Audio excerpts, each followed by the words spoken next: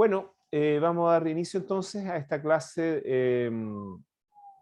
del día 29 de octubre del año 2021 en la Universidad Miguel de Cervantes, el curso de Derecho Procesal Penal, y lo que nos va a tocar ver hoy día van a ser principalmente la investigación en cuanto al desarrollo de esta, vamos a ver la etapa entonces de investigación, el desarrollo de la etapa de investigación, específicamente las diligencias. Diligencias que pueden ser ordenadas por el fiscal y que incluso hay algunas diligencias que pueden ser realizadas por la policía, sin instrucción directa del fiscal. Entonces, y vamos seguramente a terminar con algún tipo de diligencia específica, como por ejemplo, que me preguntaron en alguna clase, la interceptación telefónica. ¿Les parece? Eso es lo que vamos a revisar en esta clase. ¿Ok? ¿Sí? ¿Están atentos, no? Sí. Ya. A ver. Vamos a poner un poquito de luz. Ya. A ver, comencemos. ¿Me escuchan bien? Sí, se escucha Sí, bien. ¿Me escucha bien? Ya, excelente. Porque el micrófono es nuevo y le cambié la pila. Así que... A ver. Bueno, la clase pasada habíamos quedado en el estatuto de la detención en Chile. Algo habíamos dicho respecto a la detención. ¿Y por qué era importante la detención? Porque muchas veces la detención, específicamente en lo que se denomina flagrancia, va a dar inicio a una investigación penal a propósito de la denuncia, de una denuncia que se puede producir por esta detención en flagrancia. En eso habíamos quedado. Entonces, en cuanto al estatuto de la detención en Chile, tenemos que la regla general, la regla general es que la única forma de detener a una persona es mediante una orden judicial. Esa es la regla general. Ahora, ¿quién puede librar esta orden de detención? Cualquier juzgado de la República, siempre que tenga la atribución dada por la ley. La detención, recuerden que es una forma específica de privación de libertad, que es diferente a el arresto y que es diferente a la prisión preventiva, a la prisión. La detención es solamente una privación de libertad para poner a una persona, en el caso del proceso penal, a un imputado a disposición de un tribunal con competencia penal. Eso es la detención. Ahora, ustedes no sé si revisaron el apunte. En el apunte señalo como el Estatuto de la Detención en Chile que debe existir un control a esta detención. No sé si lo leyeron. ¿Lo leyeron, no? No lo leyeron. No, profesor, lo admito. Página 50. La página 50, ahí existe el origen de este llamado control de detención, porque la detención debe ser controlada en cuanto a su legalidad por un juez, en este caso, por un juez de garantía. Y este control es un control que proviene del derecho estadounidense, un control que se denomina control Gerstein. Control Gerstein que viene de una sentencia de la Corte Suprema de Estados Unidos a propósito de un juicio, de un proceso que se denomina Gerstein versus Pugh del año 1975. Bueno, en ese caso se controló la detención en flagrancia, pero utilizando el sistema de flagrancia que existe en Estados Unidos, que se denomina causa probable. ¿Les suena a usted esto de causa probable? No, a mí no. Nada, nada. Bueno, también es un estándar específico que existe en Estados Unidos para inferir de que se está cometiendo un delito, que se acaba de cometer, etc. Aquí en Chile se denomina flagrancia. Esta causa probable, la causa probable de Estados Unidos es flagrancia. ¿Ah? Bueno, en el apunte está y ustedes pueden ver lo que significa causa probable. Ahora, en la audiencia de control de esta detención se determina si hubo causa probable en Estados Unidos y en Chile, en el control de detención que se produce 24 horas después de la detención, se determina si existió la situación de flagrancia que determina la ley en el artículo 130. ¿Okay?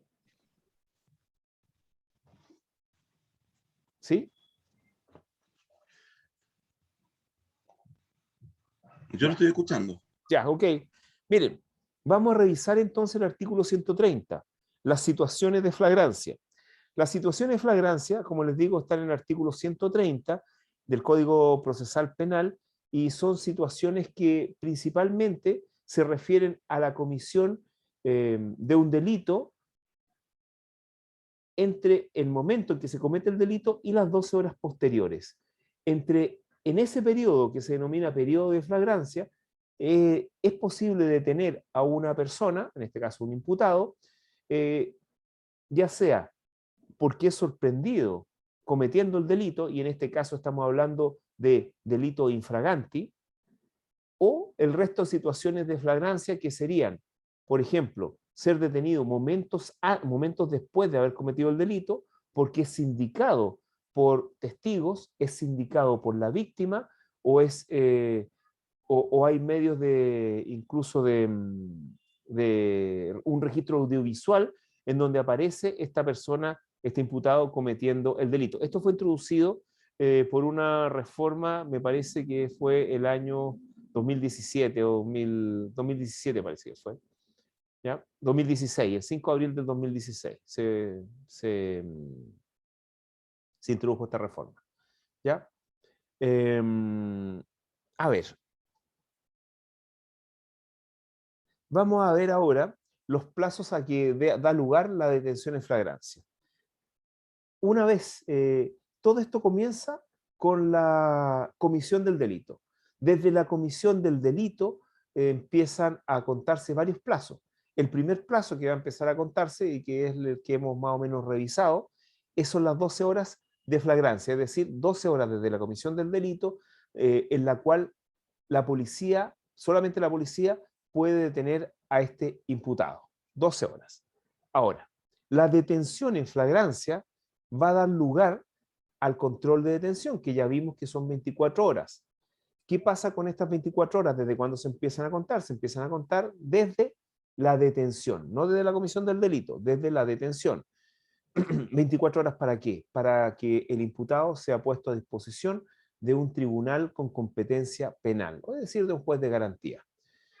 Ahora, una vez que el imputado es detenido, también empieza a contarse un plazo inferior a la mitad, es decir, de 12 horas, para que se le comunique al fiscal si es que va a pasar al control de la detención 12 horas después, o sea, 24 horas después de la comisión de la detención, o va a quedar citado, o mejor dicho, a espera de citación por parte del Ministerio Público. ¿Han escuchado eso? ¿Han escuchado eso?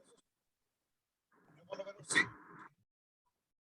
Por ejemplo, a ver, el caso común, cuando se detiene una persona en un supermercado por esto del hurto, cuando se trata de un hurto que es delito, es decir, de más de una, que la cosa valga más de una UTM, en ese caso el fiscal puede decir, bueno, por un delito tan pequeño puede hacer que pase control de detención y solucionar el asunto después en esa audiencia, o puede decir, ¿sabe? Lo vamos a dejar, va a quedar libre y le da la orden a la policía de que quede libre en espera de una citación judicial o una citación del Ministerio Público. ¿Ya? ¿Ok? Ok, señor. Ya. Ahora, ¿alguna duda respecto a la flagrancia y de lo que ocurre después de la flagrancia?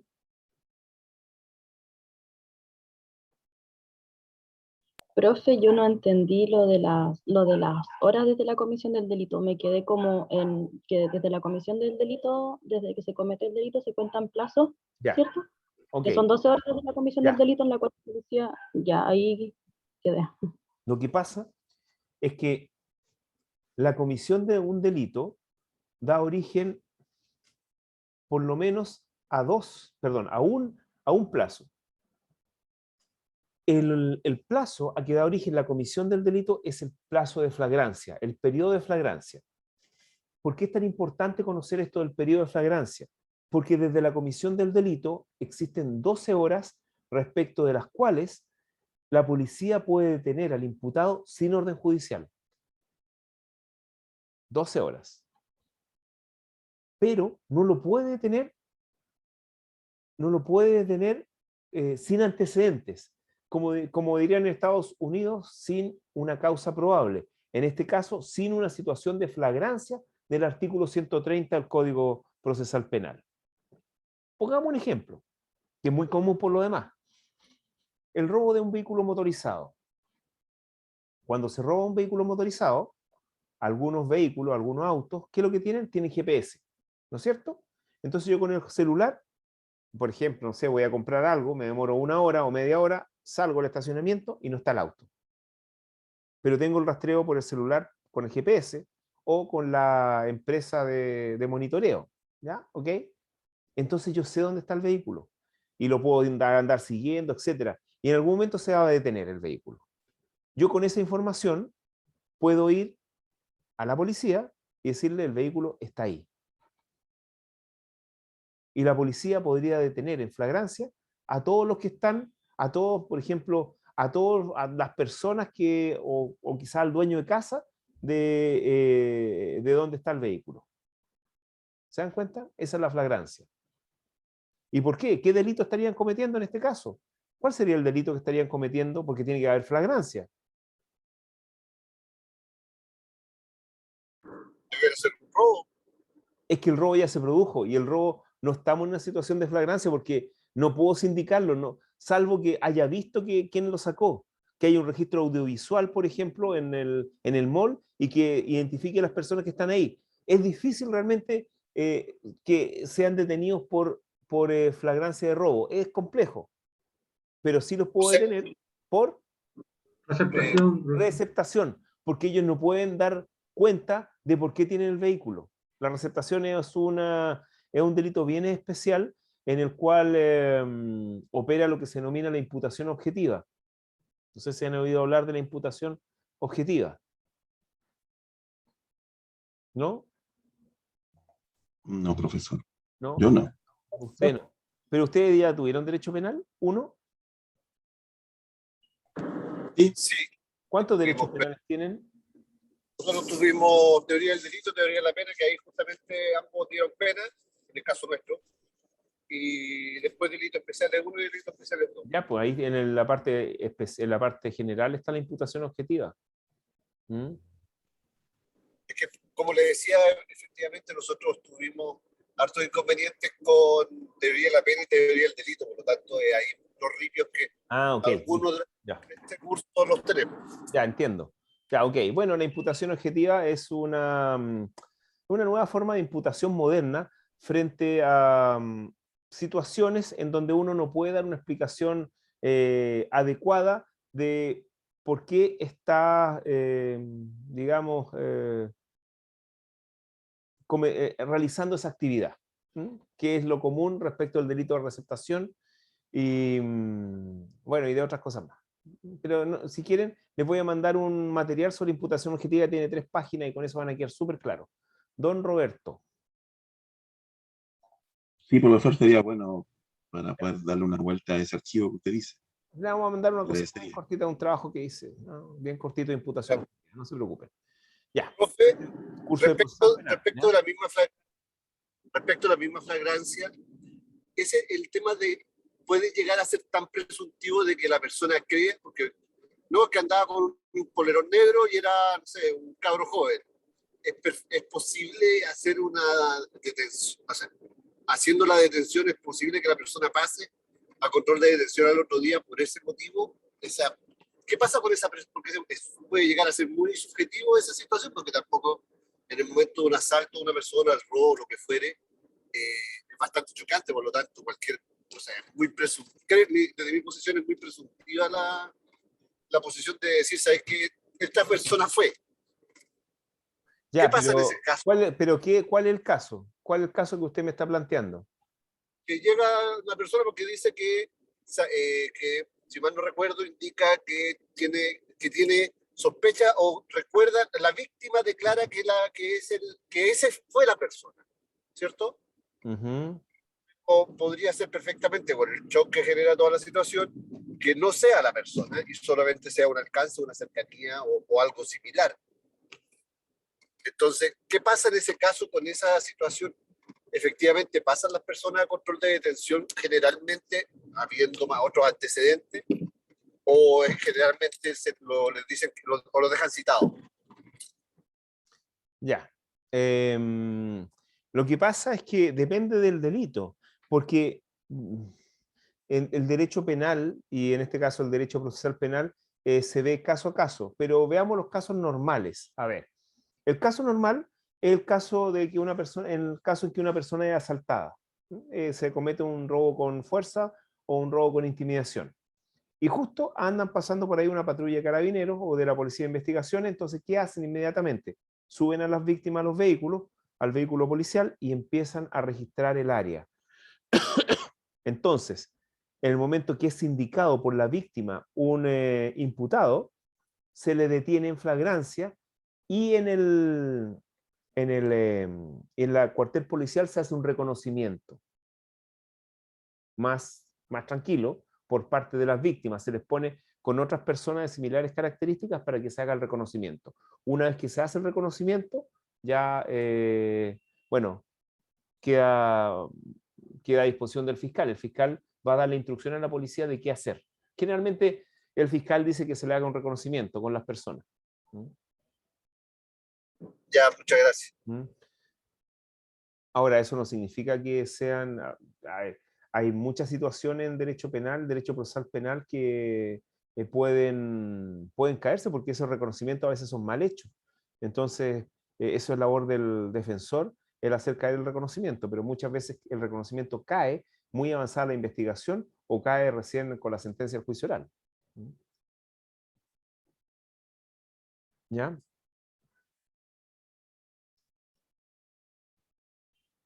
A ver.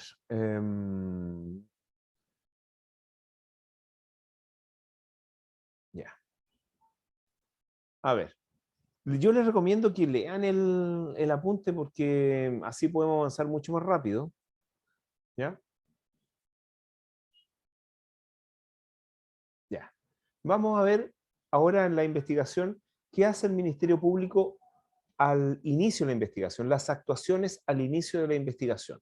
Esto está en la página, por si quieren seguir el apunte, en la página 52. ¿Ya? Página 52. Entonces, ¿qué puede hacer el Ministerio Público al inicio? Puede hacer por lo menos tres cosas al inicio. Primero, puede ordenar diligencias iniciales. Eso es básico. Las diligencias iniciales, las diligencias al inicio de la investigación, tienen que ver con cosas tan sencillas o tan básicas como la orden de levantar un cuerpo después del peritaje o antes del peritaje. Se puede hacer un peritaje ahí mismo en el lugar de los hechos o se puede hacer el peritaje en el servicio médico legal. También se le puede ordenar a las policías que tomen declaraciones o que busquen testigos en los alrededores del acontecimiento. Y también, obviamente, la más importante es recoger evidencia. ¿Qué otras cosas más puede hacer? Puede investigar, decretar diligencias que tengan que ver con todas las circunstancias esenciales para aplicar la ley penal, obviamente. Y en este caso, tiene que siempre regirse por el principio de objetividad.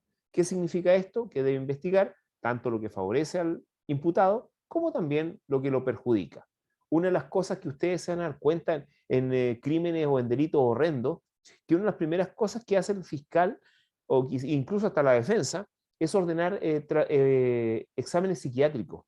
No sé si han escuchado, siempre examen psiquiátrico de imputabilidad, porque, bueno, a veces cuando los delitos son tan horrendos, parece que las personas estuvieran privadas de razón para cometer esos delitos. Muchas veces es la única forma de explicarse cómo cometieron ese delito. Entonces, inmediatamente hay que pedir esa diligencia para que se investigue la imputabilidad del imputado. También hay unas diligencias, en tercer lugar, que son importantes para evitar que el hecho genere consecuencias negativas, obviamente, en la víctima. ¿No?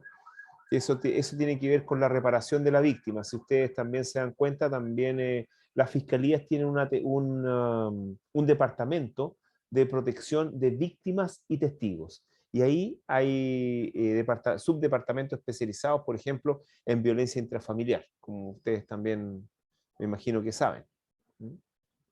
¿Sí? Ya. Hablemos entonces de las cosas que se hacen al inicio. Yo les dije que al inicio lo que podían hacer inmediatamente es decretar la realización de diligencias por parte de la policía, ¿no es cierto? Eso al principio.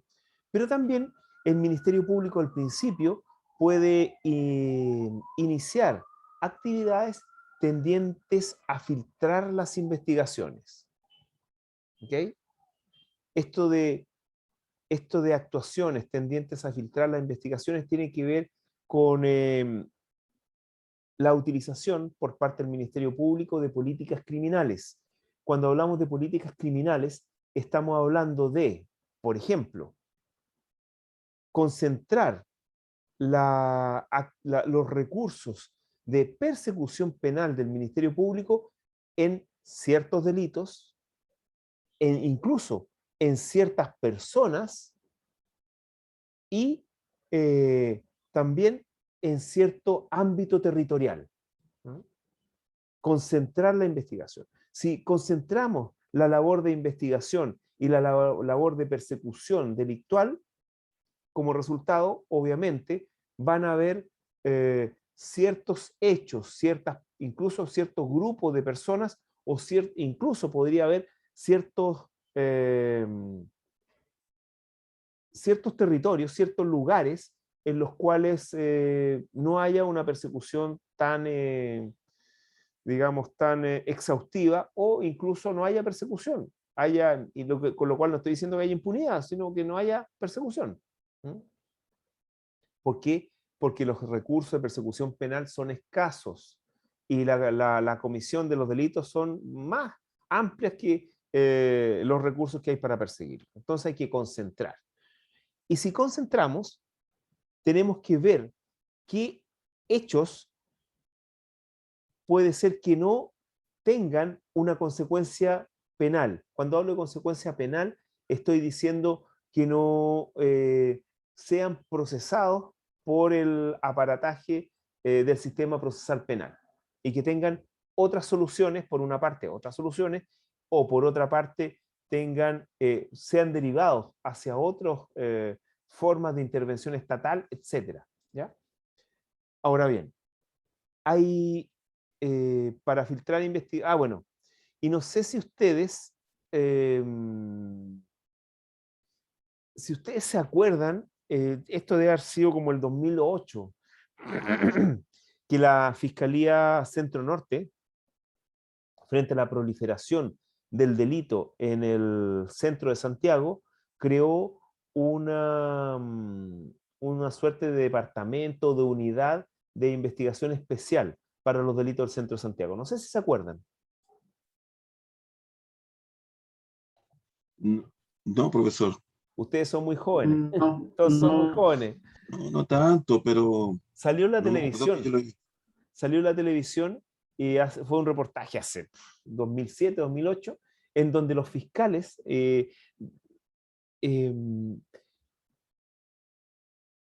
dieron ciertos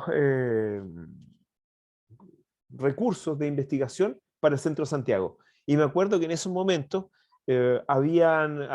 pusieron cámaras y pusieron policías controlando el centro de Santiago. Y me acuerdo que el centro de operaciones era la Plaza de Armas, por ejemplo. No sé si ustedes se acuerdan. Y con muy buenos resultados, porque, no sé, bueno, los que son más jóvenes quizás no saben, pero hubo un tiempo que el Paseo Humada, sobre todo la primera cuadra del Paseo Humada, desde Alameda a Moneda, estaba repleta de personas que realizaban robos por sorpresa, o sea, lanzazo. No sé si se acuerdan de O sea, eso. es lo que uno veía en la tele. Era Yo en ese tiempo vivía en Iquique, así que Mm. no conocía bien la realidad, Bueno, pero claro, es lo que uno veía en la tele. era terrible. Uno que andaba en el centro podía ver cómo a plena luz del día, a las 12, 1 de la tarde, 2 de la tarde, 3 de la tarde, robaban celulares. En ese tiempo los celulares eran bien caros y eran chiquititos, entonces no era fácil robarlos y reducirlos. ¿Mm? Y la gente los sacaba sin ningún pudor. ¿Mm? Entonces, incluso llegaron a poner, me acuerdo, como una caseta ahumada con moneda. ¿Mm? Y ahí pusieron policía y ahí se disuadió. Y ahora O sea, en el último tiempo no he visto por lo menos los robos que se veían antes, a plena luz del día. Bueno, pero vamos a la actividad al inicio de la investigación, que filtran las investigaciones para ahorrar recursos al Ministerio Público y para concentrar los escasos recursos en lo que es realmente importante. Bueno, al respecto tenemos 3 artículos, el 167, el 168 y el 170 del Código Procesal Penal, que se denominan los filtros al inicio. A ver, vamos al primer filtro, que algo hemos revisado a propósito de los principios. El primer filtro es el archivo provisional, que está en el artículo 167 del Código Procesal Penal. ¿Alguien se acuerda de lo que es el archivo provisional?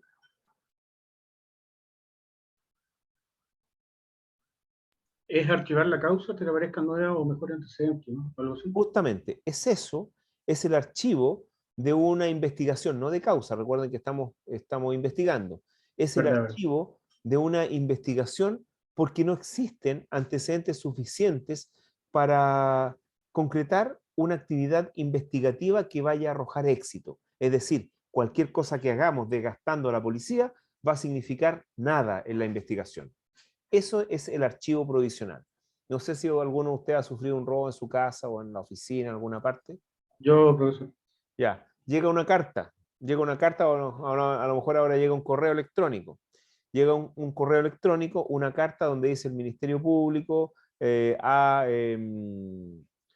aplicado el archivo provisional de esta investigación porque de los antecedentes recogidos no son suficientes para proceder a una investigación, pero los invitamos como víctima a que si tienen unos antecedentes se comunique con nosotros para reabrir la investigación, ¿no es cierto? Esa es la carta que llega, o el correo electrónico seguramente que llega. ¿Eso le llegó? Carta, profesor. Sí, sí. Le Pues. llegó. De ¿Ves? hecho, entraron a mi casa y me robaron todo adentro. Sí. Claro, porque el Ministerio Público tiene que concentrarse en lo que realmente vaya a surtir frutos, porque si no estaríamos desgastando la labor de este ente persecutor en cosas que no van a tener éxito. Entonces hay que concentrarse. La concentración puede venir por 2 vías. Puede venir por la vía de abordar investigaciones que puedan llegar a éxito, exitosas, porque hay suficientes antecedentes, o concentrarse también en delitos sumamente graves, porque los delitos sumamente graves no es posible dejarlo impune. Entonces hay que investigarlo hasta que se agoten todas las diligencias y no encontremos nada. Pero hay que agotar en ese caso todos los recursos porque el Estado, el interés estatal así lo pide, que al final el interés de todo, un interés colectivo. ¿Sí? Sí. Bueno, pero uno que ha sido víctima de delito. Se siente muy mal. Sí, claro. Mm. Creo que lo conversamos en varias Sí. clases respecto Sí. a lo Pero después con el tiempo uno dice, bueno, ¿y qué más voy a hacer? Si no, realmente no hay cómo, si hay ciertos delitos que quedan impunes. Sobre todo al final uno los más se pequeños. resigna, como todo en este país. Se resigna o uno investiga. Esa sería la otra, investigar. Claro, pero ahí estaríamos de nuevo en el tema de la víctima, profesor. Hay un tema de recursos también, entonces Un tema para de iniciar la investigación privada hay que invertir. Justamente. Y eso no es barato. Y también el abogado, el querellante. Exacto. ¿Quién dijo, cuando hablamos del querellante, uno de ustedes me dijo, pero el querellante realmente hace poco, realmente el querellante es, si tenemos fiscal, ¿para qué queremos querellante? Alguien me No, yo dijo no. eso. ¿Ah? No, yo no. Ah, no, pero alguien dijo. Entonces yo le expliqué la labor del querellante y estaba el rol del querellante en el proceso penal. ¿Saben por qué? Porque me surgió una inquietud. Yo sé que el querellante aporta mucho a la investigación y aporta mucho al proceso penal, no solamente por el artículo que escribí, que ustedes leyeron, sino que en la práctica muchas veces uno habla con colegas y se da cuenta de que si no hubiera habido querellante, esto no hubiera llegado más allá. Ayer hablé con un colega respecto de un delito bastante grave, el más grave que se puede cometer, en donde él me contó, ya me había contado algo de todo lo que ha tenido que bregar para lograr que el Ministerio Público realice lo que realmente debe hacer, o quizás o convencer al Ministerio Público de la tesis de él. Entonces, vamos a hacer una actividad, no sé si la próxima clase o la subsiguiente, y voy a invitar a esta clase virtual a este colega para que él le explique todo lo que tuvo que hacer en esa investigación, que actualmente todavía sigue en proceso de investigación, obviamente omitiendo lugares, incluso fechas y personas y nombres. Entonces ahí ustedes también lo van a poder interrogar de qué pasó, cómo se desarrolló todo esto y el aporte que él hizo a esta investigación. No solamente a la investigación, sino que también al futuro proceso que se va a seguir adelante en contra de esta persona, que actualmente está en prisión preventiva. ¿Ya? Entonces vamos a invitar a este colega, ¿ya? Para que le explique esta situación. ¿Les parece? Buenísimo. Sería Como una súper bueno. actividad, como una actividad. Y él les va a contar por todo lo que pasó. ¿Ya? Ya. Entonces tenemos el primer filtro al inicio que utiliza el Ministerio Público, que es este archivo provisional, artículo 167 del Código Procesal Penal. Hay un segundo filtro. Este filtro es el del artículo 168, que se denomina facultad de no iniciar. ¿Cuándo utiliza el Ministerio Público esta facultad de no iniciar? Una vez más, para ahorrar recursos al Estado, para ahorrar recursos al Ministerio Público, para lograr una persecución penal más adecuada, con mayor éxito, para utilizar bien los recursos públicos. Y aquí, porque primero en la facultad perdón, en el archivo provisional puede archivarse inmediatamente una investigación o puede archivarse después de hechas unas primeras averiguaciones. Pero en la facultad de no iniciar, lo que hay es un abandono, más que abandono, es no iniciar derechamente la investigación. ¿Por qué motivo? Por dos motivos muy poderosos. El primer motivo, porque el hecho no es constitutivo de delito. Miren, el hecho no es constitutivo de delito. Y el segundo motivo es porque respecto del hecho, o mejor dicho, respecto a los partícipes, la responsabilidad penal está extinta por cualquier mecanismo de extinción de responsabilidad penal. Y en ese caso, el Ministerio Público que recibe una denuncia o que conoce a través de, conoce una denuncia más que nada, no abre investigación.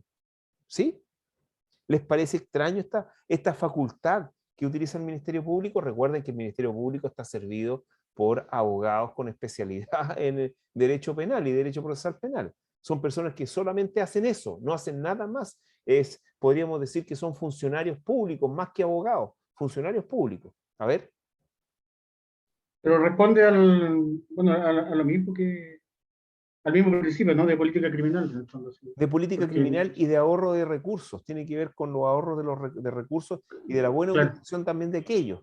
Ahora, ¿alguien se ha planteado una situación como esta? Porque es interesante conversar sobre esto. Don Roberto, dígame.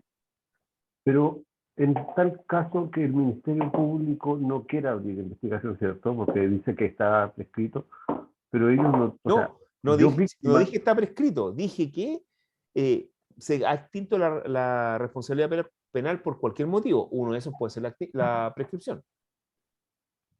Pero para una prescripción, esa, según lo que yo recuerdo, se tiene que alegar. Por lo tanto, y ahí donde viene el tema, lo voy a linkear con el tema del si actúo como creyente o solo como víctima. Porque a lo mejor como víctima, perdón, no puedo reclamarlo mucho, pero sí como creyente. Entonces ahí es donde me queda porque al final de cuentas es una atribución de los tribunales determinar, decir el tribunal, ya ok, pásenmelo. Y yo defino, no es el Ministerio Público, como vimos en algún momento, es un ente administrativo, no es un ente jurisdiccional. Justamente. Mire, fíjese, el Ministerio Público no va a declarar la prescripción, no declara prescripción. El Ministerio Público lo que va a hacer es no abrir una investigación porque estima que los hechos o no son delito o la responsabilidad penal está extinta. por cualquier mecanismo que establezca la ley.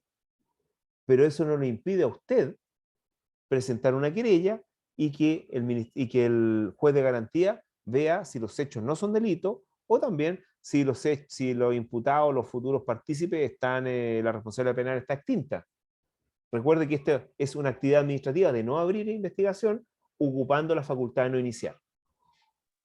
Lo que pasa, profe, es que ahí me quedo con la sensación de que uno tiene la herramienta y tiene algo de conocimiento como para decir, ¿sabes que esta cuestión no corresponde? No estoy pensando en la gente que no tiene esa posibilidad, donde efectivamente, o sea, una víctima, porque la gente nunca más va a visualizar la lógica del creyente, siempre se ve como víctima.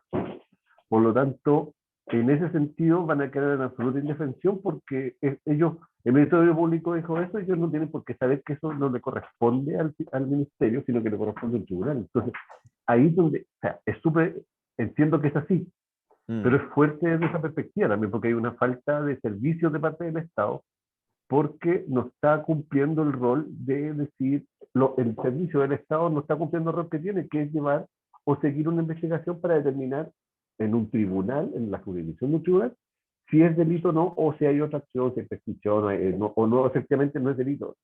Estoy pensando, a lo mejor en cosas obvias sí, uno puede decir no es delito, pero en cuestiones que son más finas, que son más de borde, ahí roza bastante entre lo civil y lo penal, es muy relativo, porque a lo mejor no hay delito efectivamente, pero a lo mejor sí hay un tema civil, no tengo idea. Ya, mire. Entonces, ahí, ¿sí?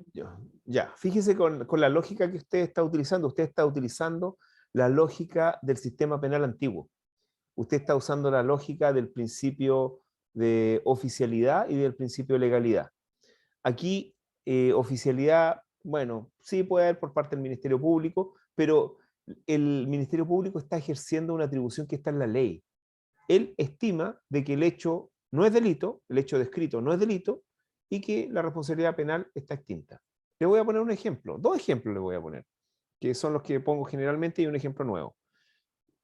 A ver, aquí hay una sola mujer, Dacia Reyes. ¿No hay ninguna mujer más? No, parece que no.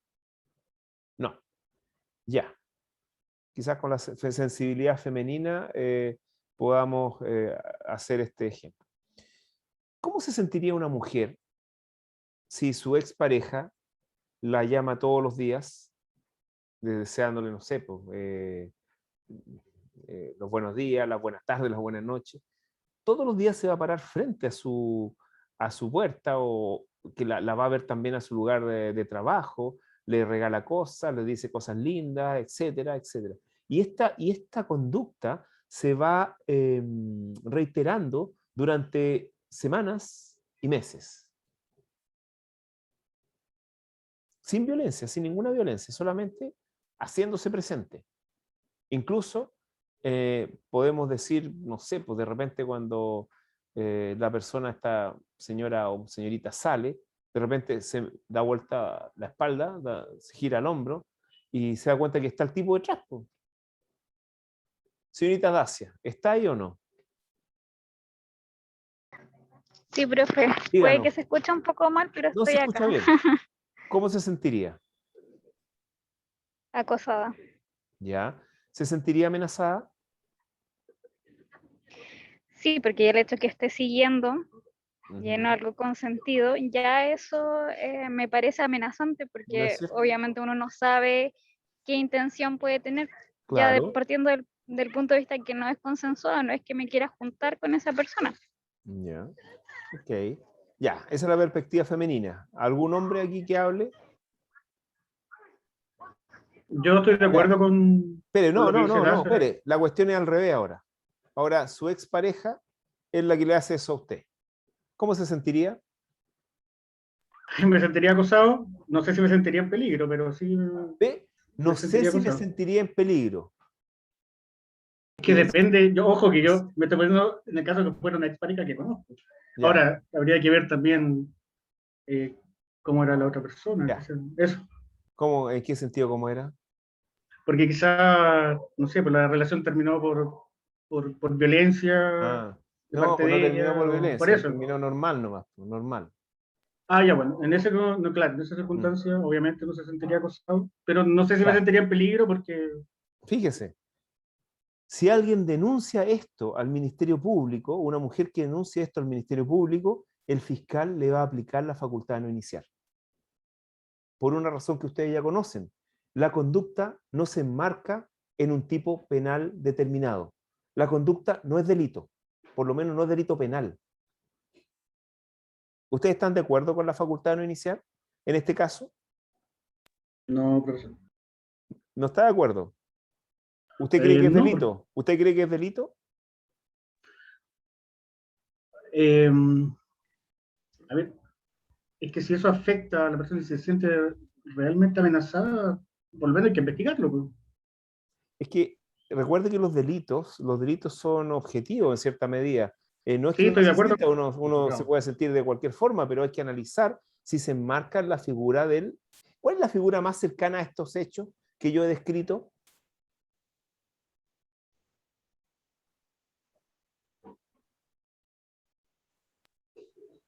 ¿Cuál será la figura más cercana? ¿La figura penal? ¿Saben que la figura penal más cercana es el delito de amenaza? Y el delito de amenaza tiene condiciones bien especiales que no se dan en este caso. No se da la seriedad. No se da una amenaza porque no se está diciendo nada, ni se está, no se están haciendo alusiones a lo que va a pasar después, nada. Entonces no es delito. Si no es delito, se va a iniciar una investigación. De hecho, si ustedes contratan a un abogado para que se querelle y presenta estos mismos hechos, el juez también no va a dar lugar a tramitar la querella porque no es delito. Salvo que Sí, se yo, cree una figura delictual de acoso como existe en otros países.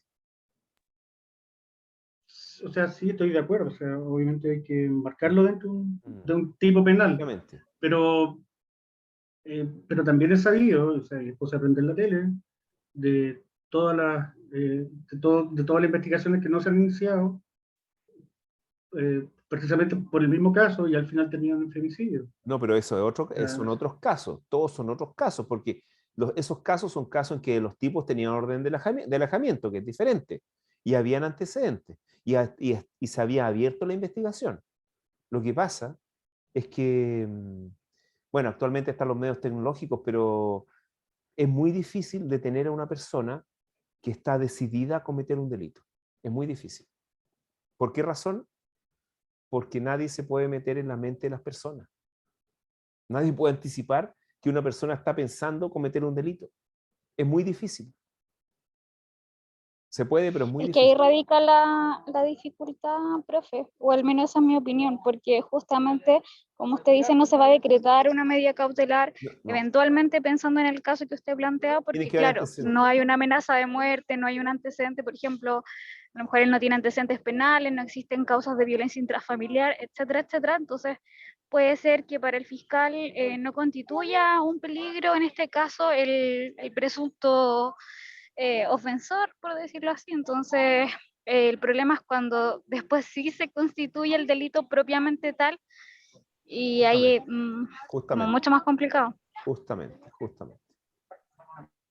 Pero al hacer una demanda en contra de la persona que lo está persiguiendo, podría ser una demanda injuriosa, como dice, ¿o ¿Una no? qué? una querella. Demanda injuriosa, una querella injuriosa. Es que tampoco sale injuria. ¿Ya? Mire, lo que podría darse sería una acción civil por el daño que está causando el acoso, porque recuerden que en materia civil no existe tipicidad. En materia civil, todos tenemos que responder por los daños que provocamos con dolo y con culpa, por regla general, ¿no? Entonces, no hay tipicidad en los delitos civiles. Entonces, esa podría ser una salida. No, yo a lo que me decía, a lo que me refería es si la mujer demanda a la persona que la anda siguiendo. Claro, una Ya demanda era un civil. delito por parte de la mujer o del hombre Ah, que lo denunció. claro, claro, claro, podría haber una denuncia calumniosa, efectivamente. Eso, Una una injuria más injuria. que nada, porque el delito no existe, ¿ah? Bueno, el otro caso que yo les quería plantear es un caso de, ¿qué pasa? Que esto es muy común. todo esto es muy común. De hecho, me han llegado 2 casos, yo creo que 2 casos iguales, similares, no hay caso igual a otro. Es un caso muy común respecto de las personas cuando empiezan a entrar en años, y si se une a eso, que no son personas con, digamos, con un nivel cultural muy elevado, y de repente estas personas heredan, se acerca gente supuestamente a cuidarlos, generalmente son familiares un tanto lejanos, porque estamos hablando de gente que no tiene hijos ni cónyuge, etc., los cuales realizan estafas con la realización de contratos simulados, contratos de compraventa. Y estos contratos de compraventa surgen a la luz años después. En el caso que yo estoy viendo, surgió a la luz esto 9 años después. 9 años después se consultó a un abogado, a mí. Entonces, ¿qué podemos hacer? Sabemos que el contrato fue simulado. ¿Por qué sabemos que el contrato fue simulado? Porque la señora actualmente vive en la calle. O sea, lo último, poco más, está viviendo de la caridad durante mucho tiempo. Entonces, obviamente no recibió nunca el precio. Las personas también que compraron son personas que tampoco tienen las facultades económicas para comprar. Pero si han pasado 9 años, ¿qué puedo hacer? ¿Puedo presentar una querella por estafa? A ver, me gustaría conocer la opinión de ustedes. Profe, solo una consulta respecto a lo mismo. ¿Son familiares directos o son También, personas? en este caso, son familiares como sobrinos, sobrina, una cosa así. Lo que pasa es que yo recuerdo que hay una tipificación donde está el tema de, si mal no recuerdo, 60 años parece que no me acuerdo exactamente de lo que habla. Efectivamente, las personas Ahí, tienen más de 70, tienen casi 80 años ahora. Y cuando o sea, eso firmaron tenían 70. sí, yo recuerdo que está tipificado el tema del abuso, es como un abuso de confianza de la gente mayor. No es tan así. No es tan así. Lo que pasa es que ustedes han escuchado hablar que no hay delitos económicos entre familiares. ¿Habían escuchado hablar de eso? Sí. Es una condición de atipicidad, en este caso, con los familiares. Salvo que la víctima tenga más de 60 años al momento de los hechos. ¿Mm? En este caso estamos frente a gente mayor. Entonces son despojadas. ¿Y qué puedo hacer? ¿Presentar una querella por estafa? ¿O denunciar al Ministerio Público? Si denuncio al Ministerio Público, el Ministerio Público pero va a decir, esto está prescrito, no abro investigación, ocupo mi facultad de no iniciar. El juzgado de garantía se presenta una querella, va a decir también lo mismo, los hechos están prescritos, no al lugar a la querella. Entonces, hay que ver una forma de que esto sea más que un delito, que sea un crimen, para que tenga una prescripción ¿de cuánto? De 10 años. Ya. ¿Alguna duda, alguna consulta hasta el momento con esta facultad de no iniciar? Profesor, pero ahora igual siempre está sometido a la decisión del tribunal. Entonces, tampoco es que sea Claro, tan libre para el Ministerio Público. Claro, por último, si uno se querella, el tribunal decidirá, y quien tiene que decidir generalmente son los tribunales y no un ente administrativo. Pero el ente administrativo tiene la posibilidad, a través de esta facultad de no iniciar, para filtrar investigaciones, para utilizar sus recursos de manera más conveniente. Ya, ¿alguna duda, alguna consulta respecto a esta facultad de no iniciar para que pasemos al tercer filtro, al inicio? No, yo no, por lo menos. Sigamos. El tercer filtro al inicio tiene que ver con otra categoría de hechos. Este tercer filtro se denomina principio de oportunidad. ¿Han escuchado hablar de la oportunidad o del principio de oportunidad? Sí, los vimos al principio, cuando hablamos de eso de los... Ok. El principio de oportunidad también tiene que ver con concentrar las investigaciones en aquellos hechos que sean relevantes. Fíjense que en la perdón, en el archivo provisional no es que el hecho no sea delito. No es que el hecho no sea delito. No tiene un límite. No es que el hecho no sea delito. El hecho es delito. Lo que pasa es que no hay cómo llegar generalmente a los partícipes, a los imputados. No hay cómo. O es muy costoso. Es muy costoso dadas las circunstancias. En el segundo caso, el hecho no es delito o el hecho está extinta su responsabilidad, la responsabilidad penal respecto a los partícipes. En este tercer caso, en el principio de oportunidad, el hecho es delito. Existe también una alta probabilidad, o muchas veces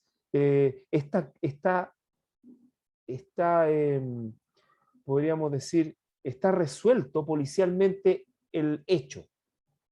Y el Ministerio Público tiene todos los antecedentes, pero nos topamos con dos cosas. Primero, de que el hecho es de poca monta, es decir, delitos denominados bagatelarios. Ahora, ¿qué se entiende para el principio de oportunidad? Delitos bagatelarios. Se entiende delitos bagatelarios aquellos que tienen una pena de presión menor en su grado mínimo, es decir, 61 días a 540 días. Y el otro antecedente importante para el principio de oportunidad es la persona del imputado.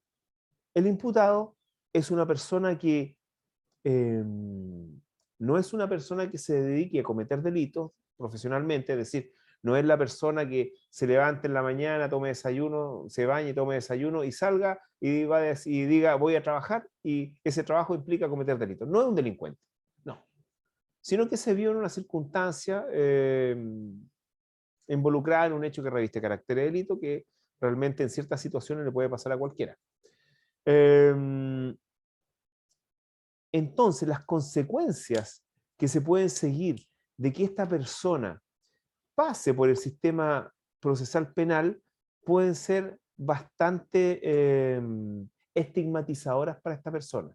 Puede quedar sin trabajo o puede ser una persona que quizás está en el borde de la marginalidad, pero tiene una posibilidad de surgir, etc. Y como el delito no es tan grave, como que en cierta medida valdría la pena no perseguirlo. Incluso más, quizás el hecho puede ser solucionado con otras intervenciones estatales, como por ejemplo un juicio civil, o por ejemplo, no sé, una reparación de otra forma. Entonces, por una parte, no es conveniente abrir investigaciones respecto a esta gran cantidad de hechos que son bagatelarios y más aún respecto a imputados que no tienen antecedentes penales y que tienen una alta probabilidad o que están ya incorporados al sistema social. Entonces, en este caso se puede utilizar este principio de oportunidad. Ahora, este principio de oportunidad se presenta al tribunal y puede ser reclamado. Si no se reclama por la víctima, esto va a quedar firme y el delito no va a poder ser perseguido posteriormente. Lo mismo ocurre con la facultad de no iniciar. En la facultad de no iniciar es presentada por el fiscal al juez de garantía para que el juez de garantía determine también pase por el sedazo judicial. Entonces también son atribuciones que no son en cierta medida y que también, bueno, también eliminan la posibilidad de persecución posteriormente, pero no son decisiones que solamente son tomadas por el Ministerio Público. Dígame.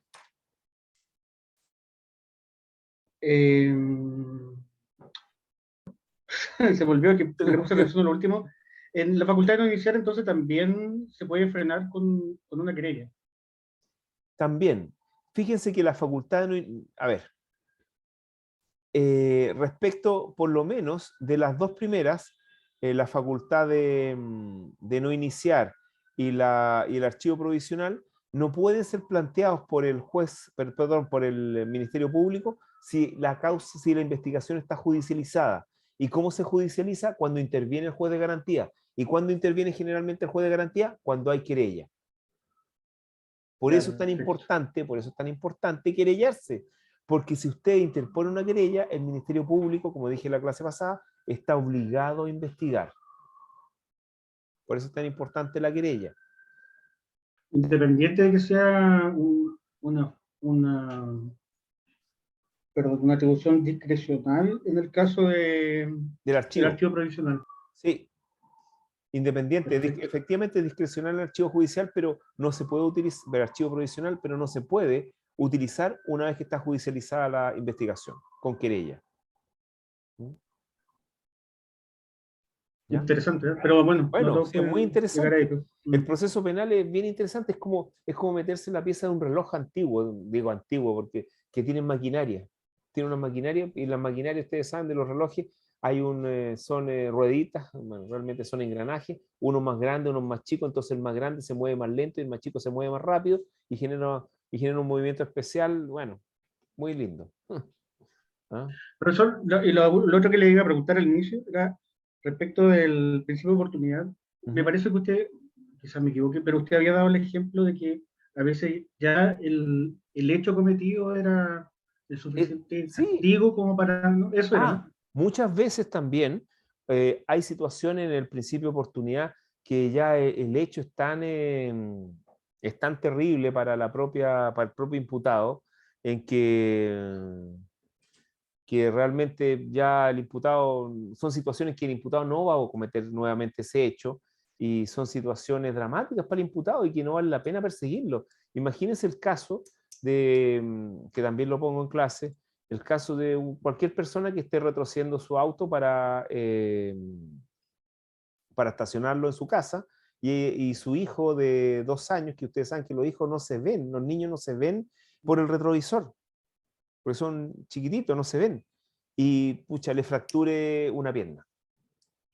Ocurrió también con este delito papá culposo. O sea, con este papá, disculpe, ocurrió también con el papá este que llevaba a los hijos al colegio, se le quedó uno en el auto, no sé si se recuerda, parece que era profesor, no sé. Sí, pero no le pasó nada al niño, parece, ¿no? ¿O sí? Sí, pues se murió el niño. Oh, pero ahí, al final... ahí no cabría esta facultad, este principio de oportunidad, porque está arreglado. 61 a 540 días, y en el caso del delito culposo de homicidio, tiene más pena, tiene una pena de presión menor en su grado medio máximo, entonces, presión menor en su grado medio máximo, efectivamente. Entonces, la pena empieza en 541 días, pero en el caso de las lesiones, podría darse. Perfecto, gracias.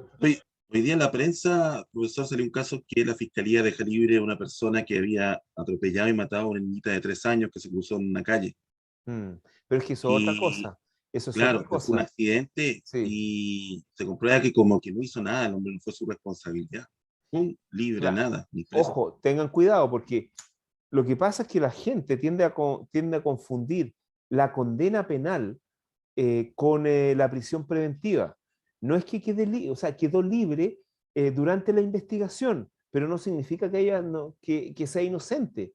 Para que sea inocente o no culpable, como dicen los norteamericanos, porque ellos no tienen el concepto de inocencia, sino que el que ha absuelto es no culpable.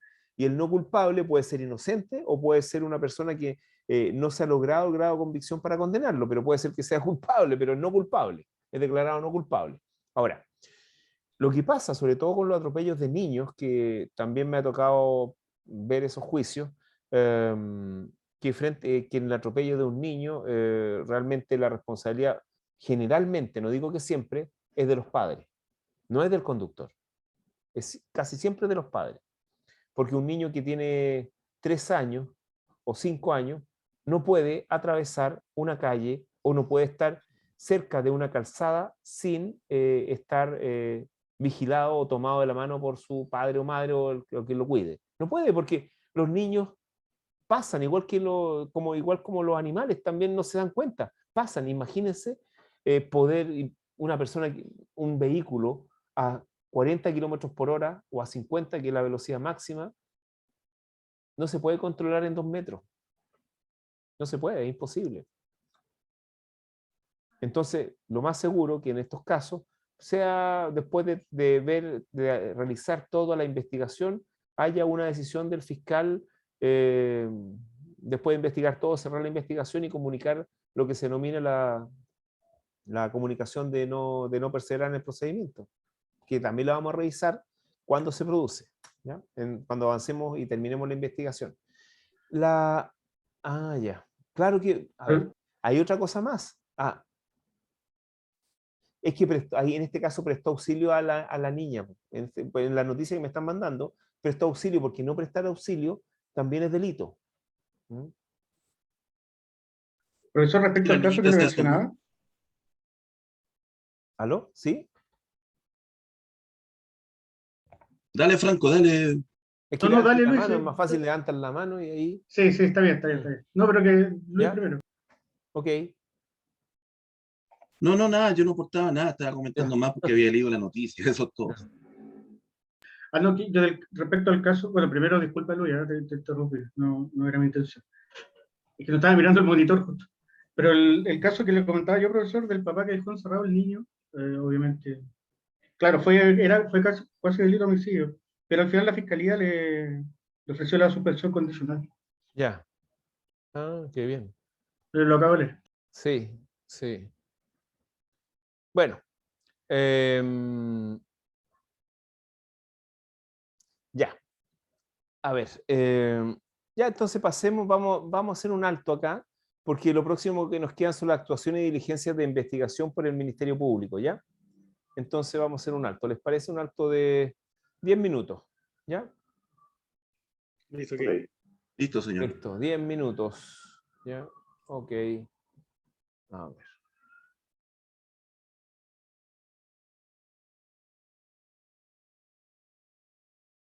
Ya. Bueno, entonces vamos a seguir con la clase respecto de las diligencias ahora del Ministerio Público que realiza durante la investigación. Acuérdense de esto. El Ministerio Público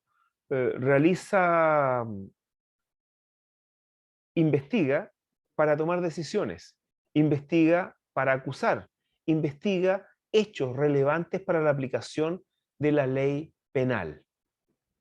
¿Ya? Eso es el marco de la investigación que realiza el Ministerio Público.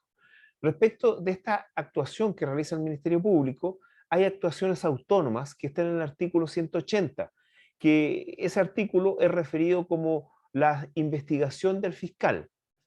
Claro, porque algunos dijeron al principio de la reforma procesal penal que los fiscales no podían investigar, porque la atribución constitucional que tienen es dirigir la investigación, porque los que realmente investigaban eran las policías, pero también el fiscal tiene las posibilidades de investigar a través de esta actuación autónoma, que muchas veces las delega a la policía, como por ejemplo la toma de declaraciones de testigos, imputados y víctimas, que muchas veces las delega la policía porque el Ministerio Público, los fiscales no tienen tiempo, pero en ciertos delitos de cierta connotación, ustedes han de saber que los fiscales citan directamente a las víctimas y a los imputados.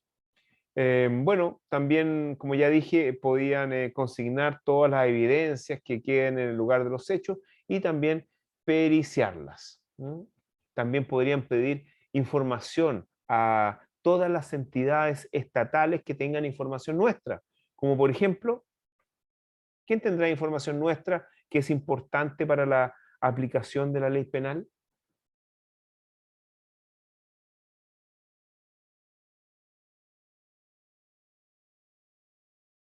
Nadie sabe. El registro civil. Registro civil, ¿quién más?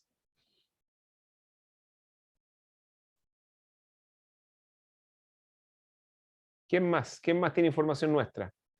Servicio de Impuestos Internos. Servicio de Impuestos Internos, ¿quién más?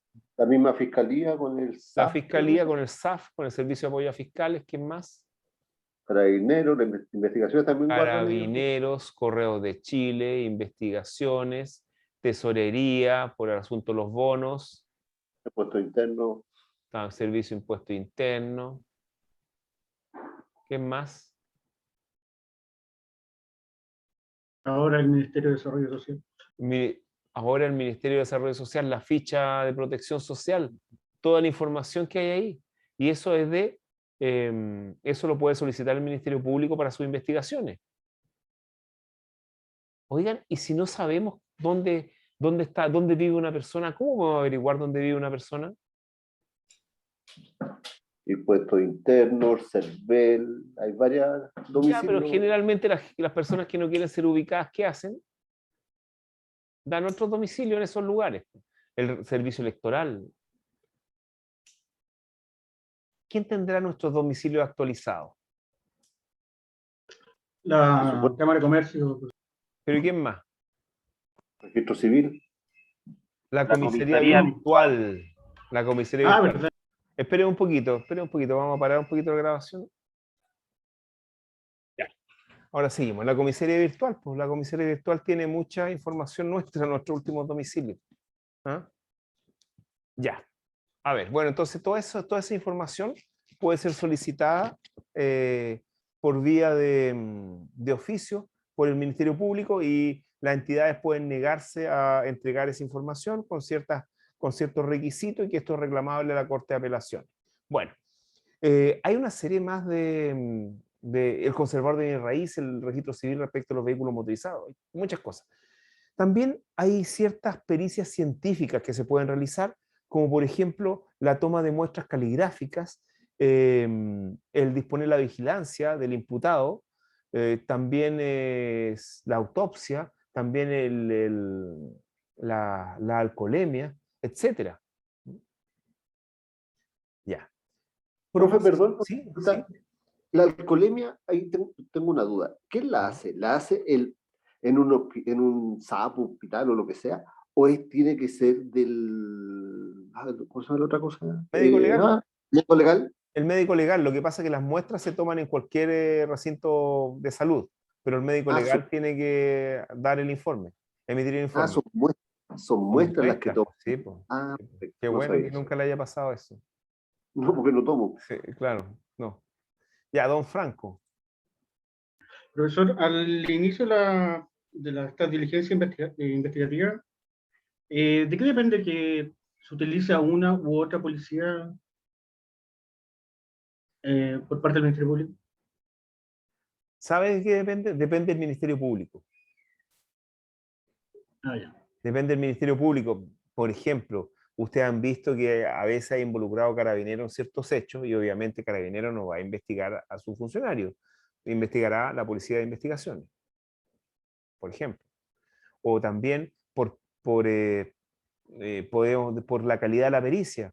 Quizás investigaciones tienen laboratorios más modernos o con mejor calificación de personal que Carabinero en ciertos aspectos. No conozco mayormente eso, pero también es el Ministerio Público el que ordena estas diligencias. Y muchas veces ustedes han escuchado también que el Ministerio Público lleva muestras fuera de Chile, al FBI, etc. Hay pericias. El Ministerio Público es el que dirige oficialmente la investigación, acuérdense de eso. ¿Ya? Ya. ¿Qué pasa con las diligencias en cuanto a la proposición y en cuanto a la asistencia? Bueno, ¿quién puede proponer diligencias? Bueno, el Ministerio Público las decreta, pero los intervinientes, específicamente el querellante, puede proponer diligencia y también el imputado. También la víctima podría sugerir alguna diligencia, pero la víctima, como no está asesorada jurídicamente, es difícil que proponga nada. Los que están asesorados, que es el Ministerio Público y los que están asesorados, que es el querellante y el imputado, ellos también pueden proponer diligencia. Ahora, acuérdense que el Ministerio Público debe tener este criterio para realizar su investigación específicamente respecto de las diligencias, este criterio y este principio, más que criterio, de objetividad, lo cual significa que tienen que investigar tanto aquello que vaya a beneficiar o perjudicar al imputado. Ok, pero el Ministerio Público en cierta medida puede estar sesgado. Y si está sesgado el Ministerio Público, porque por ejemplo,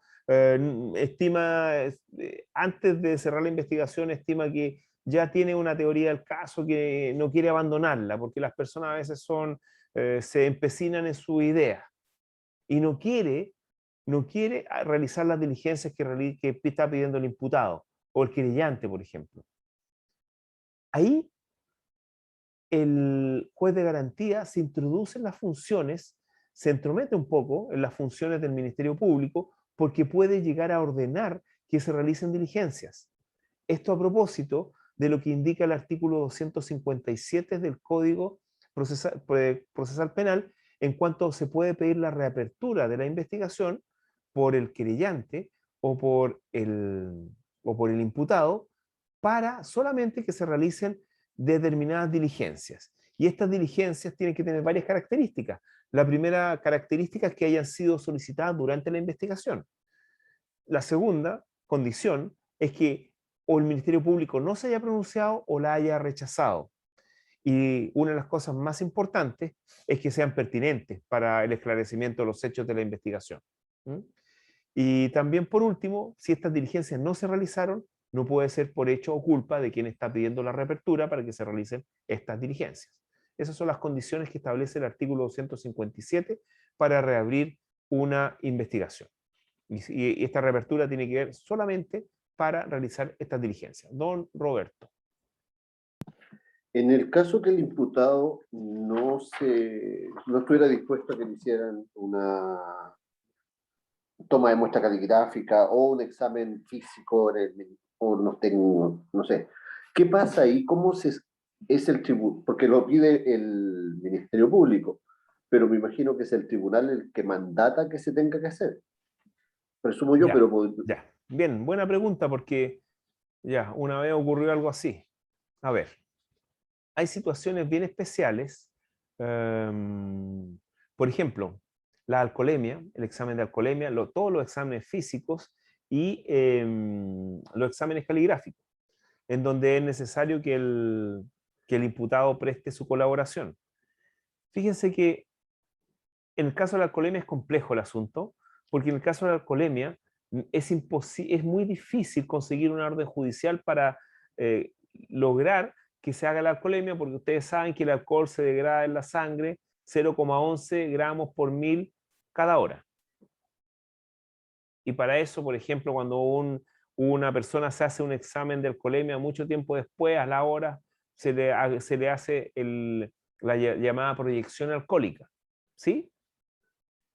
El problema se produce en que no se puede lograr la orden judicial y ya en el momento que la persona ya está sobria, no se le puede tomar el examen y va a salir cero.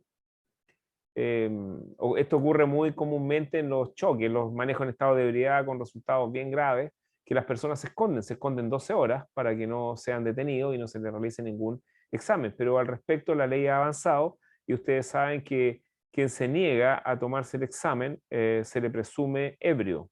O sea, no es que se le presuma ebrio, de los antecedentes del proceso, uno de los antecedentes que se tiene que tomar en consideración es negarse. Pero no puede haber una presunción de culpabilidad en este caso, en cuanto a la ebriedad, por razones de la presunción de inocencia. Entonces la ley ha avanzado en ese aspecto. Pero, bueno, el problema se producía antes cuando las personas huían. Cuando las personas huían, a veces quedan impunes, muchas veces. Entonces actualmente el huir del lugar también es delito. El problema siempre se presenta en que cómo probar quién iba manejando. Entonces es complejo el asunto. En el caso de las muestras caligráficas, en donde sí se puede conseguir, bueno, también es complejo porque es difícil conseguir una prueba caligráfica a la fuerza. Pero en los exámenes físicos, con autorización judicial, sería posible conseguir la autorización y tomar las muestras por la fuerza, con autorización judicial, porque estarían yendo contra garantías constitucionales. ¿Ok? Esa sería la solución. Gracias. Ya. Yo ya había dicho que en cuanto a la investigación, las policías son realmente auxiliares del Ministerio Público. El Ministerio Público le da órdenes a las policías y ustedes saben que eso ha generado también roces entre el Ministerio Público y los policías, porque muchas veces los fiscales, su experiencia y su conocimiento puede tener alguna vinculación a la investigación, pero es muy difícil. Realmente el profesional de la investigación es... ¿Quién es? ¿Quiénes son los policías? Las policías. La policía. Las policías. Entonces esto debiera operar como opera en las películas estadounidenses que uno ve. ¿Cómo operan las películas estadounidenses? ¿Se acuerdan? Cuando ven investigación criminal. Investiga la policía y cuando ya tienen las pruebas, la remiten al fiscal. No. Investiga la policía, va siguiendo la hebra de la investigación y cuando necesita una diligencia que necesite autorización judicial, llama al fiscal. Llama al fiscal y le dice, fiscal, tengo todo esto y mire, necesito solamente entrar a la casa o necesito solamente detener a esta persona o necesito tal cosa. ¿Sí? ¿Se acuerdan de eso? Sí, pues. Esa debiera ser la forma de actuar.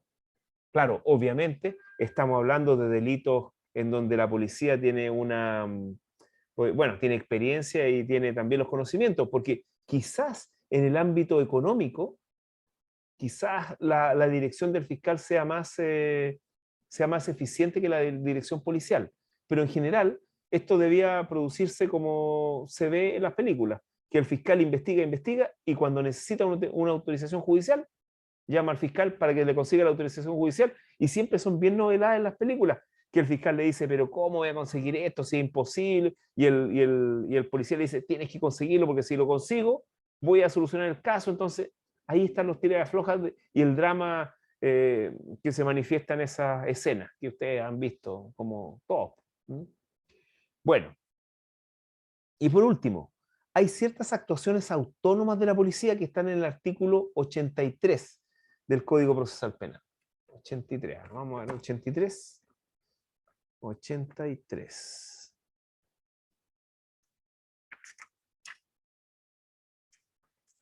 Cuando se habla de estas actuaciones autónomas de la policía, estoy refiriendo que estas las puede realizar sin autorización del fiscal y sin autorización, obviamente, de la justicia, de los tribunales. Pero son realmente diligencias o actuaciones bien precisas y que realmente son urgentes, que es necesario realizarla incluso sin consultar al fiscal. Como por ejemplo, miren la cosa, y que por otro lado tampoco van a ir a violar garantías constitucionales, como por ejemplo, prestar auxilio a la víctima. O sea, prestar auxilio a la víctima, entiendo que inmediatamente. Detener en flagrancia, bueno, está autorizado por ley. Resguardar el sitio del suceso, generalmente los que resguardan el sitio del suceso son carabineros, hasta que lleguen los detectives, que son la policía que investiga, principalmente la policía que investiga, acuérdense que hay investigaciones. PDI, resguardar el sitio del suceso, identificar y empadronar a los testigos, recibir las denuncias y demás cosas que diga la ley. ¿Se dan cuenta? Estas actividades autónomas que realiza la policía no necesitan ni autorización del fiscal y tampoco del juzgado de garantía respectivo. ¿Ya? Ya. Ahora vamos a quedar acá. ¿Saben por qué? Porque es tarde y esta materia, que es el control de identidad del artículo 85 del Código Procesal Penal, es una materia que yo quiero que les quede absolutamente clara y también que quede bien desarrollada en el curso, porque es sumamente importante. Una gran cantidad de investigaciones comienzan por este control de identidad. Una gran cantidad de investigaciones y juicios se caen, no resultan favorables para la persecución penal porque no se utilizan las reglas de control de identidad. El control de identidad procede frente a la denominada sospecha de comisión de un delito. El control de identidad, por lo menos del artículo 85, exige ciertas condiciones para ser practicado. Si no se cumplen con esas condiciones para ser practicado, todas las pruebas que se deriven de un control de identidad nulo, que no sigue los conductos legal, es prueba ilícita. Significa que va a ser prueba que no puede ser incorporada a un proceso penal. Significa que esa prueba no sirve para imputar ni para condenar. Y eso significa generalmente la absolución de un imputado.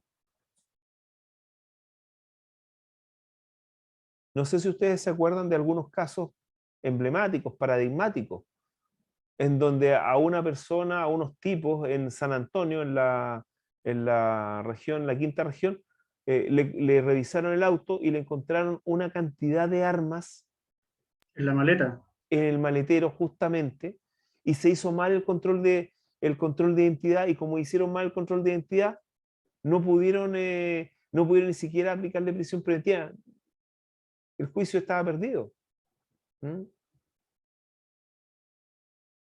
Una vez me tocó, porque uno cuando antes iba presencialmente a las audiencias penales, una vez me tocó ver cómo en una audiencia preparatoria de juicio oral se declaró una prueba ilícita por un mal control de identidad practicado, donde toda la prueba recogida fue declarada nula, ilícita, y por lo tanto ya no había prueba para imputar y la persona fue sobreseída definitivamente en ese mismo momento. Entonces, es sumamente importante esto. De hecho, cuando hablemos de la prueba ilícita, les voy a mostrar unas películas que tengo al respecto. Ya vi una de Harry el Sucio, tuve que comprarlas para revisarlas completas, y hay una escena muy buena donde, donde Clint Eastwood va a revisar, entra a un estadio donde dormía una persona que era la que estaba cometiendo delitos bastante graves. Eso es la primera película, Harry el Sucio, denominada Harry el Sucio, la primera, del año 73 me parece. ¿Ya? Así que eso vamos a revisar las próximas clases. Yo les pido que por favor vayan avanzando en el apunte, vayan leyendo desde la página 54 y siguiente, donde está la materia que vamos a tratar, porque, porque así se va haciendo más rica la clase y a ustedes les surgen más dudas. Mientras más dudas tengan, eso significa que vamos por buen camino. Los alumnos, cuando no presentan ninguna duda, cuando no es que realmente no entienden nada o no les interesa o realmente no han estudiado también. ¿Ah? Así que eso sería por hoy. ¿Les parece? Sí, profesor. Tengo una duda, aparte, que yo entiendo que este curso termina a principios de diciembre. Sí, por ahí va, primera semana y por ahí. ¿Cuál es la última clase? Yo lo desconozco. ¿No? Cuando tengamos la prueba, parece. Ah, perdón. Cuando tengamos la segunda solemne, ahí debe ser la última Ya. clase. Porque, ¿saben? Me preocupa una cuestión que estoy avanzando muy lento. Claro, porque la primera parte introductoria, la investigación es lenta. Después, cuando cerremos la investigación, vamos a avanzar bastante rápido, porque todo después es con paso, todo, se sigue un orden consecutivo legal, entonces es más fácil. Dígame, don Roberto. La segunda solemne el 10 de diciembre. Ya, o sea, podemos decir que nos queda todo noviembre. Ya, ok, vamos a ir avanzando más rápido. Incluso pretendo grabar cápsulas y subirla al canal de YouTube para ir avanzando mucho más rápido. ¿Les parece? Sí, perfecto. Nos queda como 5 clases, profesor. Listo. Entonces vamos a ir subiendo cápsulas también. Cápsulas de 5 o 10 minutos, de cosas que me interesa que ustedes puedan apreciar en 5 o 10 minutos y quizás no revisar la clase entera de 2 horas. ¿Ya? ¿Les parece? Listo, ok. Sí, profesor. Ya, que esté muy bien. ¿Ya? Profesor, Sí. junto con eso, lo que le comentábamos delante, el tema de la falencia que por lo menos yo y otros compañeros tenemos de teoría de la pena y teoría del delito. Ah, También, ya, la imputación objetiva, sí. porque, o sea, y en general, yo me declaro muy... No fue buena la base que tuvimos ahí. Ya, bueno. Entonces, también ahí, si es que hay alguna cosa que nos pueda ayudar. Sí, no se preocupen. Sí, también. Ya. Vamos a ver. ¿Ya? Ya, pues, que estén muy bien. Gracias, profesor. Buenas noches. Estén bien. Chao. Buenas noches. Ya, y pórtese bien, acuérdense. Fin de semana largo. Ya, listo. Chao. Buenas noches. Chao.